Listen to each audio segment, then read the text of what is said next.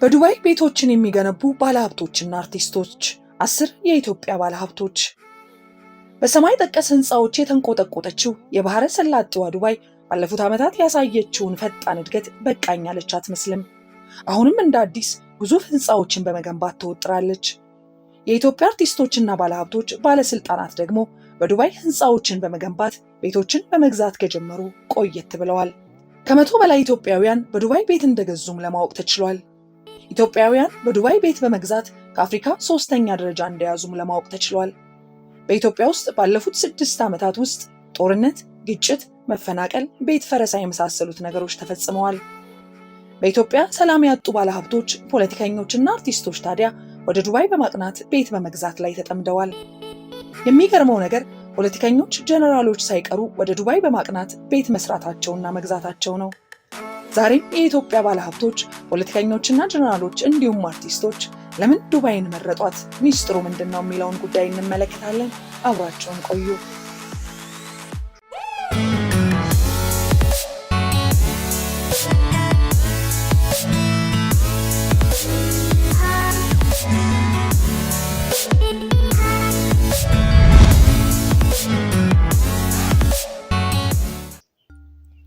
ታላቁን የአረብ ባህር ተንተርሳ የተመሰረተችው ዱባይ አብዛኛዎቹ ህንፃዎቿ ከባህር ዳርቻዎች ላይ የቆሙ ናቸው። አሁን ግን ህንፃዎቹ ወደ ባህር ዳርቻ መሄድ አይጠበቅባቸውም። ምስጋና ለቴክኖሎጂ ይሁንና ባህሩ በተፈለገው ቦታ ሁሉ ይፈጠራል። ዱባይ ከ7ቱ ዩናይትድ አረብ ኤሚሬትስ ግዛቶች መካከል በቆዳ ስፋቷ 2ኛ ናት። በቱሪዝም በንግድና በሪል ስቴት ኢንቨስትመንት ማዕከልነት ደግሞ ከኤሚሬትስ ግዛቶች ቀዳሚዋ ናት። ዱባይ በዓለም አቀፍ ደረጃ ከፍተኛ እውቅና ያላት የአፍሪካ ህዝብ፣ የእስያ ህዝብ፣ የአውሮፓ ህዝብ፣ የላቲን አሜሪካ ህዝብ፣ የእስያ ህዝብ የሚዝናናባት የዓለማችን የመዝናኛ ማዕከል ናት። በአፍሪካ ውስጥ ያለው ህዝብ በጎሳ እርስ በርሱ እየተጣላ እየተጋጨ አንዱን እያባረረው ወይም ከሀገሬ ይውጣልኝ እያለ ሀብት ንብረቱን ሲያወድም ይታያል። አረቦቹ ደግሞ የዓለምን ህዝብ እየተቀበሉ ቤታችን ቤታችሁ ነው እያሉ ጥሪ ያቀርባሉ። ዱባይ የሪል ስቴት ኢንቨስትመንቷን በሁሉም አቅጣጫዎች አስፋፍታለች። ደቡባዊ የግዛቷ ክፍል ወይም ደግሞ ደረቅ መሬት ያለበት አካባቢ ደግሞ ከፍተኛው የሪል ስቴት ኢንቨስትመንት እንቅስቃሴ የሚካሄድበት ይመስላል። ይህ ቦታ በአሁኑ ሰዓት ተፈላጊነቱ እየጨመረ መጥቷል። ይህ የዱባይ ክፍል የአረብ ባህር የማይደርስበት፣ የሀገሬው ሰው በሰፊው ያልሰፈረበት እንዲሁም ምድረ በዳ የሚመስል አካባቢ ነው። ዱባይ ከማዕከላዊ ከተማ ወደ ሀገሪቱ ወይም የተባበሩት አረብ ኤሚሬትስ መዲና አቡዳቢ እየሰፋች ትገኛለች። በዚሁ ስፍራ 20 የሚደርሱ የሪል ስቴት አልሚዎች ይሳተፋሉ። እያንዳንዱ አልሚ ከአንዲት መለስተኛ ከተማ ስፋት ጋር የሚተካከል ሰፊ መሬት አጥሮ ዘመናዊ የህንፃ ቻካ ይገነባል። የመንገድና ሌሎች መሰረተ ልማቶች እጅግ የተሳለጡ ናቸው። የአረብ ባህር ከመነሻው በቀላሉ ተጠልፎ በተፈለገበት ቦታ ሁሉ እየተርመሰመሰ ለእነዚህ አዳዲስ መንደሮች ተጨማሪ ውበትን ያጎናጽፋል። አብዛኛዎቹ አልሚዎች የቤታቸውን ሞዴሎች የሚያሳዩባቸው ሰፋፊ ቅጥር ግቢዎች አሏቸው። በአንደኛው የሪል ስቴት አልሚ የሞዴል ቤቶች ማሳያ ቅጥር ግቢ ውስጥ ተገኝተናል። በዚህ ግቢ ውስጥ አልሚው የሚገነባቸው የሪል ስቴት ቤቶች በአነስተኛ የመስታወት ፍሬም ውስጥ ሞዴላቸው ተቀምጧል።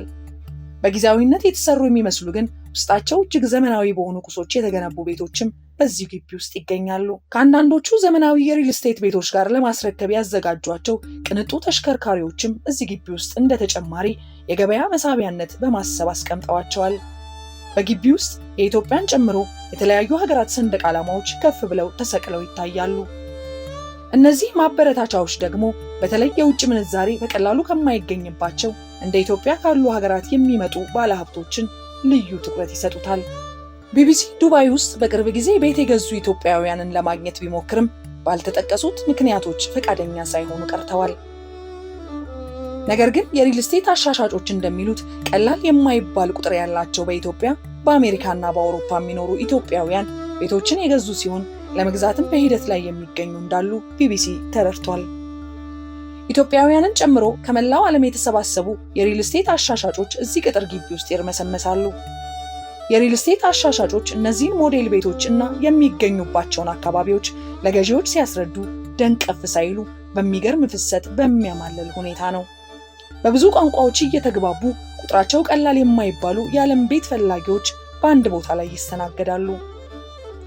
ይህ ግቢ አብዛኛው የዱባይ ሪል ስቴት ገዢ ቀጣይ ቤቱን ለመግዛት የሚወስንበት ቦታ ነው። አሻሻጮቹ ወይም ደላሎቹ በሀገሪቱ መንግስት ፈቃድ የተሰጣቸው ከአልሚ ድርጅቶች ጋር የንግድ ስምምነት ያላቸው ናቸው። ብሩክ ተከስተ ከታዋቂ ኢትዮጵያውያን የሪል ስቴት አሻሻጮች አንዱ ነው።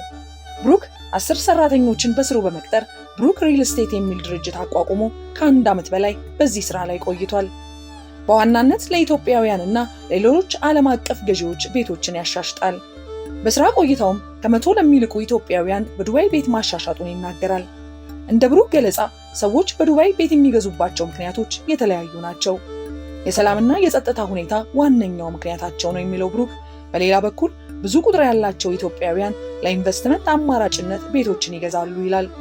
በተለይ ቤቱን በማከራየት የውጭ ምንዛሪ ለማግኘት እንደ ሁነኛ አማራጭ ቆጥረው ቤት የሚገዙ ኢትዮጵያውያን መኖራቸውን ብሩክ ይገልጻል። ከዚህ ቀደም ሮይተርስ የሰራው አንድ ጥናታዊ ዘገባም ይህንን ያረጋግጣል። በአብዛኛው በዱባይ የሪል ስቴት ገበያ ላይ የሚሳተፉ ባለሀብቶች በሀገራቸው የሰላም ስጋት ያለባቸው ዜጎች መሆናቸውን በዘገባው ጠቅሷል። ለአብነት ሩሲያ ከዩክሬን ጋር ጦርነት ውስጥ መግባቷን ተከትሎ ብዙ ዜጎቿ የዱባይን ሪል ስቴት ገበያ አጥለቅልቀውታል። በዚህ ምክንያት በፈረንጆች 2023 መጀመሪያ አካባቢ የዱባይን ሪል ስቴት በመግዛት ሩሲያውያን ከመላው ዓለም ቀዳሚዎች ነበሩ። እንደ ሌሎች የዓለማችን ክፍሎች የተጋነነ ባይሆንም የአፍሪካ ኢንቨስተሮችም በዱባይ ሪል ስቴት ገበያ ላይ ንቁ ተሳታፊዎች ናቸው።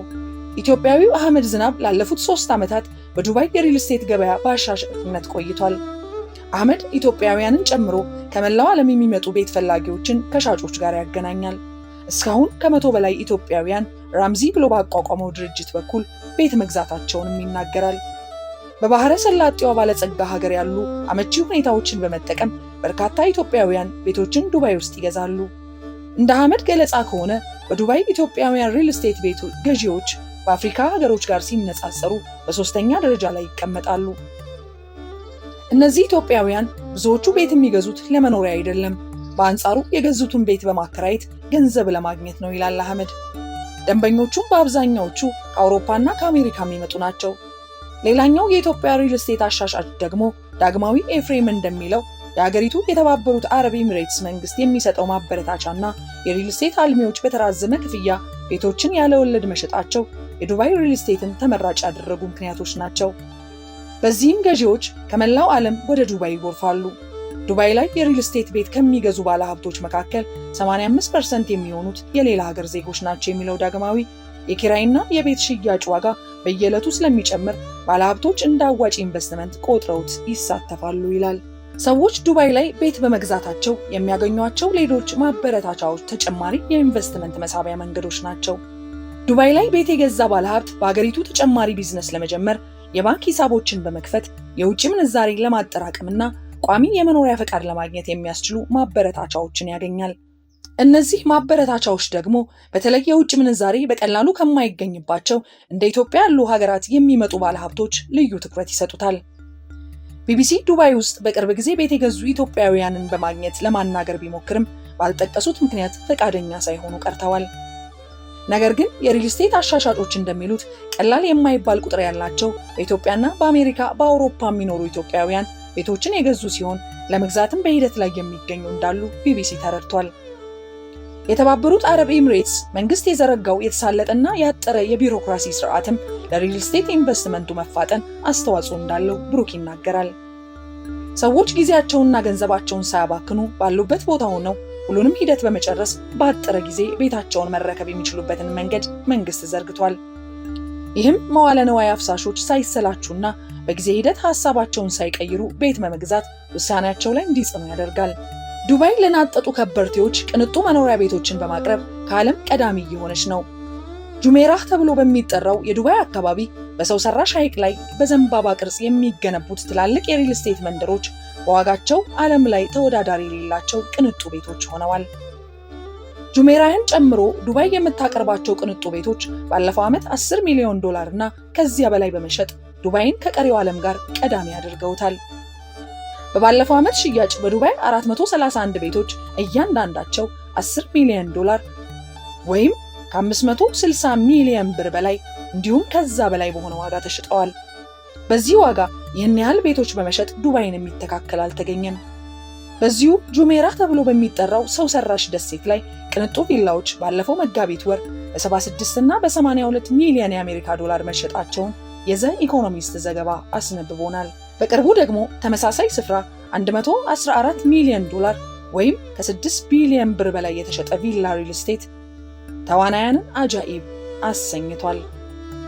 በጁሜራ አንድ ግለሰብ ባዶ ቦታ ብቻ በ34 ሚሊዮን የአሜሪካን ዶላር መግዛቱም እንዲሁ አነጋጋሪ ሆኗል። የዱባይ ሪል ስቴት ገበያ በዚህ ዓመት 15 በመቶ ጭማሪን ያስመዘግባል ተብሎ እንደሚጠበቅ አልአረቢያ የበይነ መረብ ሚዲያ አስነብቧል። ባለንበት የፈረንጆቹ 2024 የመጀመሪያውን 3 ወራት ብቻ ዱባይ ውስጥ በሪል ስቴት ዘርፍ ከ15 ቢሊዮን ዶላር በላይ ግብይት ተደርጓል። አሁን እስካለንበት ወር ድረስ ደግሞ የሪል ስቴት ግብይቱ ከ27 ሚሊዮን ዶላር ሊበልጥ እንደሚችል ባለሙያዎች አነጋግሮ ድረገጹ አትቷል። የሪል ስቴት ገበያው በዋጋ እንዲንር የቤት ፈላጊዎች ቁጥር እንዲጨምር ያደረገው የሀገሪቱ መንግስት ያስቀመጠው የህዝብ ቁጥር መጨመርን እቅድ እንደሆነ ይታመናል።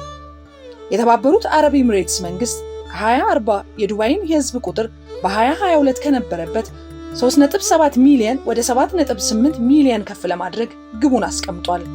ይህን ተከትሎ የሚከሰተውን የቤት ፍላጎት ለማሟላት ቢያንስ እስከ 2028 ድረስ በዓመት 70,000 ቤቶችን በመገንባት እንደሚያስፈልግ ባለሙያዎች ይናገራሉ። በዱባይ ቤት ያላቸውና 10 ባለሀብቶች እነማን ናቸው? 10 ኢትዮጵያውያን ቢሊዮነሮች። አንደኛ፣ ሼክ መሐመድ አልአሙዲ። ሼክ አልአሙዲ በኢትዮጵያ ብቻ ሳይሆን በአፍሪካ ከፍተኛ ቀዳሚ ቢሊዮነሮች መካከል አንዱ ነው። ሼክ አልአሙዲ ከሚድሮክ በተጨማሪ በሳውዲ አረቢያ ነዳጅ በማውጣትና ለተለያዩ ሀገራት በማከፋፈል ይታወቃል። በተለያዩ የማዕድንና የኢንቨስትመንት ስራዎችም ላይ ተሳትፎ አለው። የሼክ አልአሙዲ አጠቃላይ ሀብት 10 ቢሊዮን ዶላር ነው። ሁለተኛ፣ ኢዮብ ማሞ። ኢዮብ ማሞ የሚኖረው በአሜሪካን ሀገር በዋሽንግተን ዲሲ ሲሆን ከሼክ አልአሙዲ ቀጥሎ ሁለተኛው ኢትዮጵያዊ ቢሊዮነር እሱ ነው። ኢዮብ ቀዳሚ የሀብት ምንጩ የሪል ስቴትና የነዳጅ ቢዝነስ ነው። ኢዮብ በጣም ጠንካራ ሰራተኛ ነው። ከነዳጅ ማደያ ሰራተኝነት ወደ ካፒታል ፔትሮሊየም ካምፓኒ ባለቤትነት የተቀየረ ሰው ነው። የኢዮብ አጠቃላይ ሀብት 7 ቢሊዮን ዶላር አካባቢ ይገመታል። ሶስተኛ፣ ሳሙኤል ታፈሰ። ሳሙኤል ታፈሰ ዛሬ የደረሰበት ደረጃ ላይ ለመድረስ ብዙ ሂደቶችንና ውጣ ውረዶችን ያለፈ እጅግ ጠንካራ ሰራተኛ ነው። ሳሙኤል በኮንስትራክሽን በሪል ስቴት ዘርፍ የተሰማራ ባለሀብት ሲሆን አጠቃላይ ሀብቱም 4.3 ቢሊዮን ዶላር አካባቢ ነው። አራተኛ፣ በላይነህ ክንዴ። በላይነህ ክንዴ ከአባይ ወንዝ መነሻ ከሆነችው ሰከላ ወረዳ የተወለደው ኢትዮጵያ ውስጥ ከሚገኙ አስመጪና ላኪ ባለሀብቶች መካከል አንዱ ነው። በሰፊው የተሰማራበት የሥራ መስክ ቡናና የቅባት እህሎች ኤክስፖርት በማድረግ ላይ ነው። በላይነህ ክንዴ ለብዙ ሰዎች የሥራ ዕድል ፈጥሯል። ጥሩ አስተዳዳሪም እንደሆነ ይነገርለታል። የበላይነህ ክንዴ አጠቃላይ ሀብት 4 ቢሊዮን ዶላር ነው። አምስተኛ፣ ወርቁ አይተነው። ወርቁ አይተነው ትውልዱና እድገቱ በምስራቅ ጎጃም ሲሆን ሀገራችን ውስጥ ካሉ ቢሊዮነሮች መካከል አንዱ ነው። ወርቁ አይተነው ደብሊው ኢንቨስትመንት የሚል ትልቅ ካምፓኒ ያለው ሲሆን ከዛ በተጨማሪ ደግሞ በቡናና የቅባት እህሎች ላኪነትም ይታወቃል። ወርቁ አይተነው ዛሬ የደረሰበትን ደረጃ ለመድረስ ብዙ ውጣ ውረዶችን አይቷል። በጣም ጠንካራና ጀግና ሰው ነው። የወርቁ አጠቃላይ ሀብት 3 ቢሊዮን ዶላር ነው። ስድስተኛ፣ ቴዎድሮስ አሸናፊ። ቴዎድሮስ አሸናፊ የመጀመሪያው የሀገር ውስጥ ዘይትና ነዳጅ ድርጅት ባለቤትና ስራ አስኪያጅ ነው። በአምቦ ከተማ የሚገኘው የአምቦ ውሃ ድርጅት ባለቤትም ነው። የቴዎድሮስ አጠቃላይ ሀብት 2.7 ቢሊዮን ዶላር አካባቢ ይገመታል። ሰባተኛ፣ ዑመር አሊ። ዑመር አሊ ሌላኛው የሀገራችን ቢሊዮነር ነው።